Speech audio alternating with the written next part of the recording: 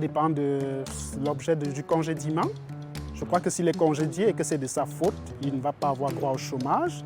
Mais s'il est congédié parce qu'il n'y avait plus de job à lui offrir, je crois qu'il va avoir droit au chômage. J'ai l'impression que oui, parce qu'en fait, il y a différents contextes pourquoi tu peux être congédié, puis je pense pas que c'est toujours dans ton contrôle. Ça peut être des congédiements qui sont discriminatoires. Donc, à ce moment-là, effectivement, j'espère que les gens ont l'assurance, peuvent avoir l'assurance chômage. Je pense que oui, de la même manière que si on démissionne, il faut démontrer pour quelles raisons. Ça peut être un congédiement dû à de la détresse psychologique ou à des raisons de santé ou personnelles.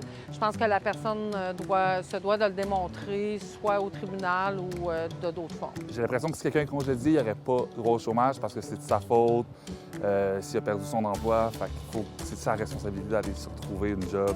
Lors d'un congédiement, il est possible d'avoir de l'assurance-emploi.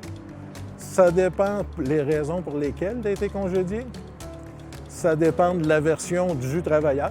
Ça dépend de la version de l'employeur, qui souvent est contradictoire. Et encore là, c'est remis entre les mains d'un employé de Service Canada qui, lui, va prendre la décision. La réponse est généralement oui. Par contre, là, on peut être accusé d'inconduite. Une inconduite, c'est un comportement qui peut expliquer un congédiement, par exemple, de l'absentéisme. Donc, on recommande aux gens là, de contacter leur groupe de chômage local pour préparer leur défense s'il y a lieu.